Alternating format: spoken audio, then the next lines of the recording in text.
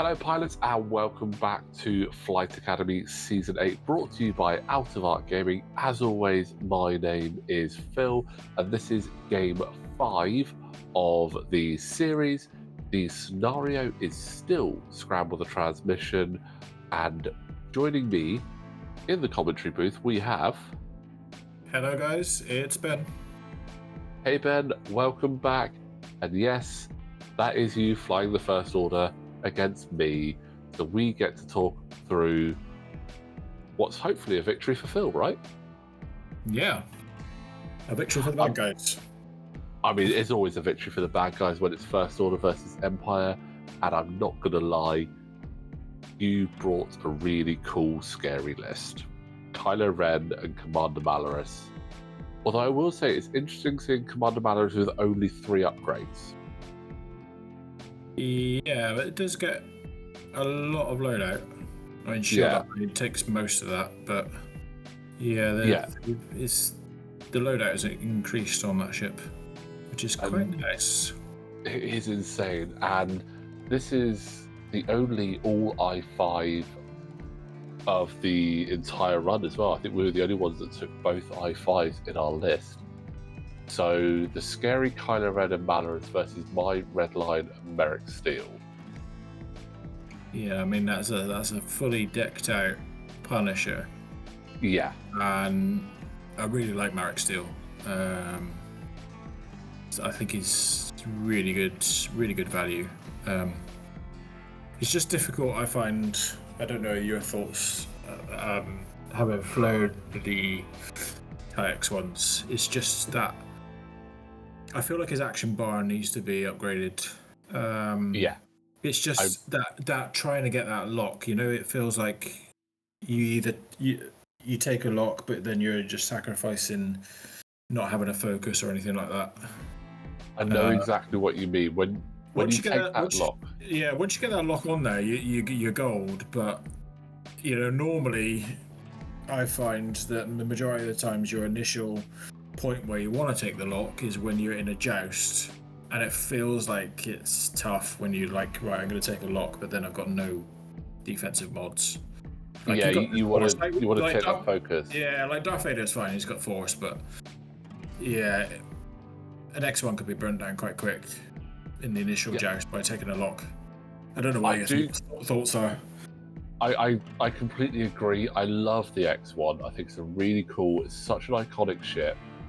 I think the lack of a boost is a tough one. And yeah, sometimes weighing up, do you get the lock or do you take the focus? It's hard to know which one is going to be the better option. Obviously, your instinct is, I take that lock because I get the advanced targeting computer, but then normally you'd be relying on having fire control system as well. But Merrick didn't. I know I've gone for prockets, and maybe I could have dropped down to a different munition and had fire control system on there, but it's a hard one to actually get right. And I quite like that you put rockets on there, because if you don't want to take the lock, you know, and you can get the procket off, you know, that you've got the options there, if you know what I mean.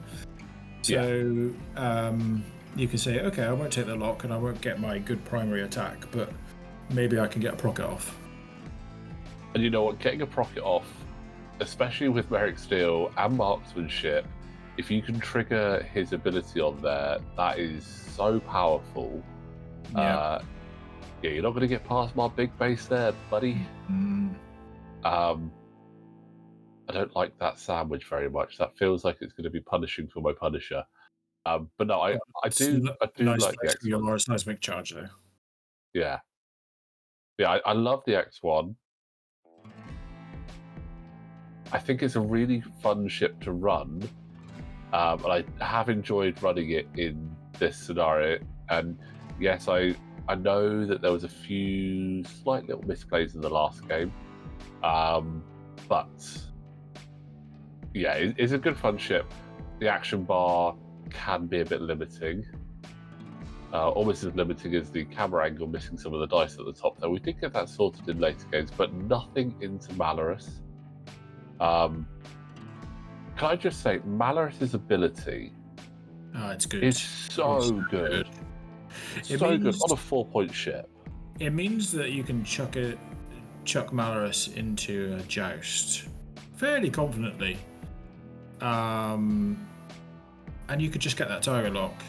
And you can have quite a few ships shooting at Malorus. You pop that ability, and generally you come out unscathed.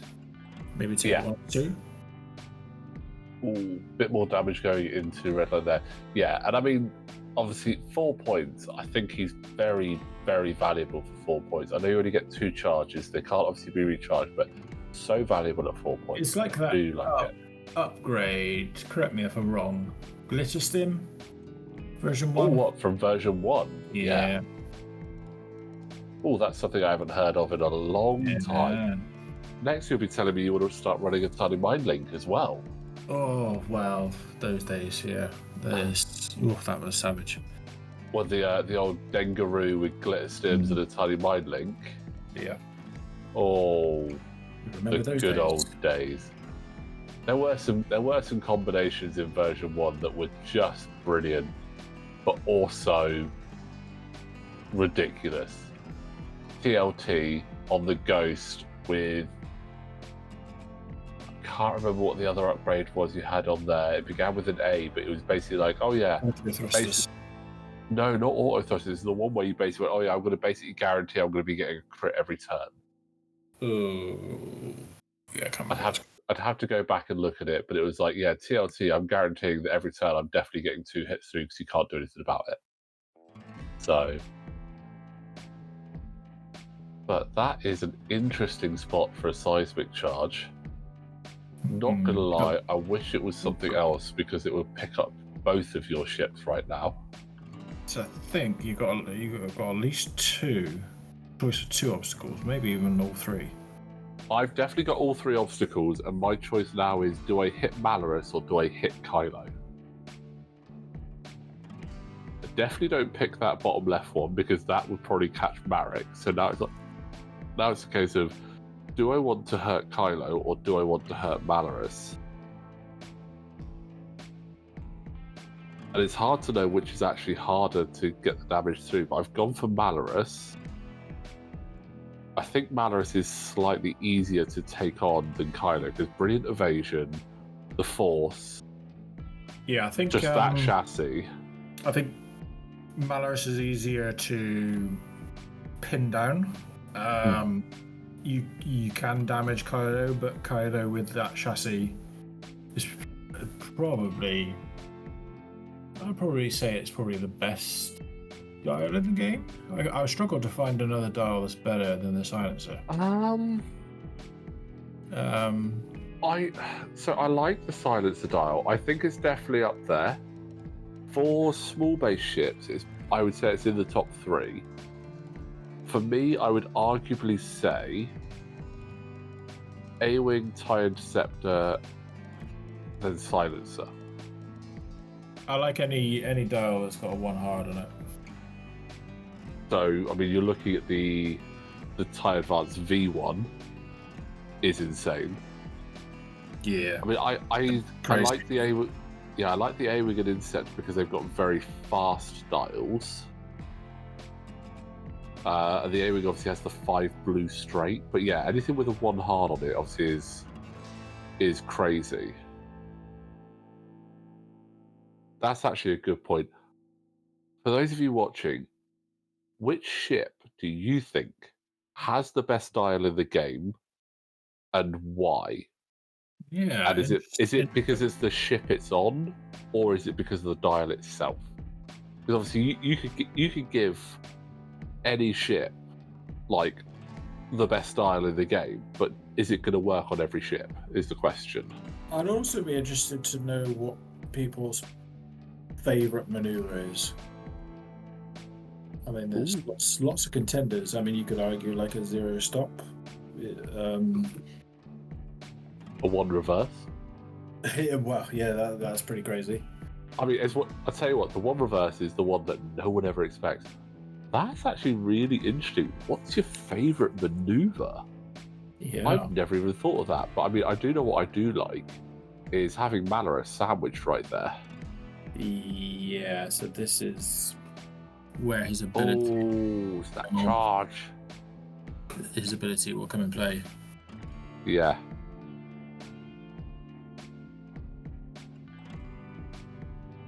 Oh, what? This is Merrick having to spend the lock, unfortunately. Oh, that charge. Did I... Nothing. Oh no, it got a 1. 7 dice, 1 damage. That charge is so good. I mean, you look at that. 7 dice, 1 damage, and you didn't have a token. It was all on the charge. I think that ability being on a 3 agility chassis. I mean, imagine if you pop that ability and you had an evade as well. I mean, oof, you're not going anywhere. No, I mean, we just saw how powerful that was, and that's a fuel leak on Redline. Good job that Kylo can't shoot very well, particularly. It's what makes Malorus a great ship for objectives. Yeah. Especially the area control. Yeah, you can spend your action claiming the objective and then pop the ability. Yeah, actually thinking about that, yeah, it's really good for that. And again, objective control as well. You can get him into a point where he's holding an objective and then trying to get rid of him is really tough. But that was a lovely positioning from yourself. Obviously, Redline is in a little bit of trouble now. I like the drop of the seismic though. It's, you're trying to cut off the K-turns from Malorus. There's a sort of like 6 of one, half dozen of another here. It's like I'm definitely trying to block off that K-turn from Malorus, thinking you're probably not going to want to do that. I'm also looking at it going, I don't think Redline's going to last very long.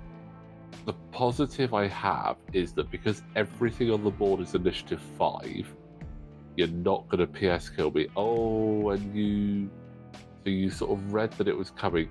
You wouldn't have been able to K-turn anyway because you were stressed, but you couldn't disengage in that direction. You've had to disengage the other way. I think my thought process here was Malorus has taken a couple of hits. Let's sort of disengage and put Kylo into the fight, and then sort of rotate them around. I mean, Kylo has got such a great combination of upgrades in Brilliant Invasion and Advanced Optics. It makes him a defensive and offensive beast. You get that focus on there. Yeah, that Advanced Optics was the best points. Honestly, if you haven't tried it already, put Advanced Optics on Kylo Ren, and so consistent. I think if you can put Advanced Optics on any Force user, it's going to be consistent because you take that focus and go, oh, I've rolled 3 dice. Well, you're guaranteed hits. Yeah, it's like, oh, I've got a hit, a focus, and a blank. Okay, Advanced Optics, the focus. Advanced Optics, the blank with the focus. Spend a Force on the focus itself. I've still got 1 focus left for Brilliant Evasion if I need it, and I've got 3 hits. Brilliant. Really consistent there. And if you don't want to go that way, you can say, all right, well, I'll predictive shot. You can only roll as many evades as I roll hits. Ooh. Yeah, I must admit, I did kind of forget about predictive shot most of these games, because I kind of put it on there as a filler. It's one of those ones, if you're coming up against ships that have very low agility, you're not going to use it. Yeah, I didn't have enough using that against the high agility ships. And I'd like to put Malice on there, but didn't have enough points, because they have reduced the loadout. And interestingly, the recent updates, you can no longer take a talent on Kylo Ren. Yeah. So a common loadout was to put Debris Gambit on Kylo to make him very defensive. Mm. So you can no longer do that for good reason. And yeah, I think being able to. Ooh, That's a damage going through. I got a damage on Kylo. Nice. Yeah, I think you've got to be very wary about being able to stick talents and force abilities on ships because it can make them very strong. Yeah, especially on force users. Oh, I'll take that. That's not a great roll, but I can convert one. You've got the advanced optics like we discussed. That's still 3. Ooh. Well, that's 2 shields off of Merrick there. And surprisingly, Redline is actually still up, which I was not expecting to still have Redline up at this point. The arc was just out on Kylo there, which is nice that you were living up to the channel name for me, and means it kept me alive a little bit longer.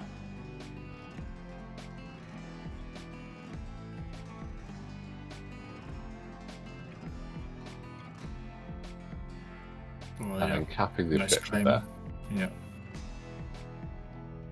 Yeah, because I think it'll be. I don't think that you could claim another objective in this turn with where your positioning is. And also, I want to say big shout out, thank you. I dialed the wrong direction of the move in, and you were very nice enough to let me do it in the direction it was intended to do, going on the intended plane, not the. I mean, it happens. It's a casual game. We all want to have fun.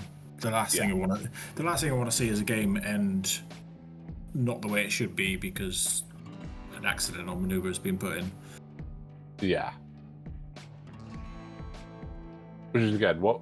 Obviously, whilst we have the league going, we're still having fun. I mean, if we're in a top cut, it will be slightly different, to a degree. But I think if you're meant to go left and you've accidentally dialed in right, it's easy enough. If you've gone, oh no, I should have been doing a 3 bag, not a 1 hard, then yeah, sorry, that's a little bit different dice. I mean, with stuff like that, a lot of the times you can read the board and you can tell that your opponent meant to do that.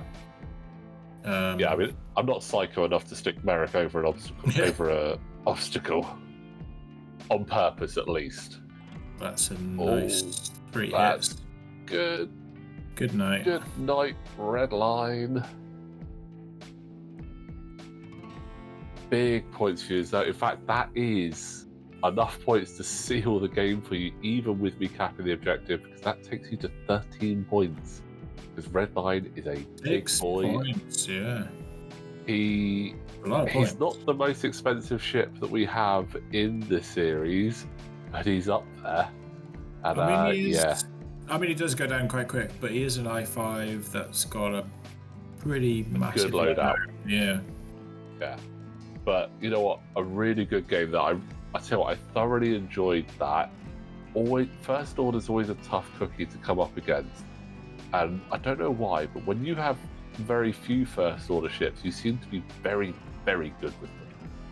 So, but no, that was a good fun game. Solid victory for you there. Well played the whole way through. Yeah. Enjoyed that one. Yeah, it's good. Absolutely. Well, thank you very much for joining us for that, Ben, and taking it a little bit easy on me, obviously. And guys, that's game 5. Another solid victory for Ben there. We will be back very shortly with game 6. So don't forget to like the video, subscribe to the channel, and we will see you next time.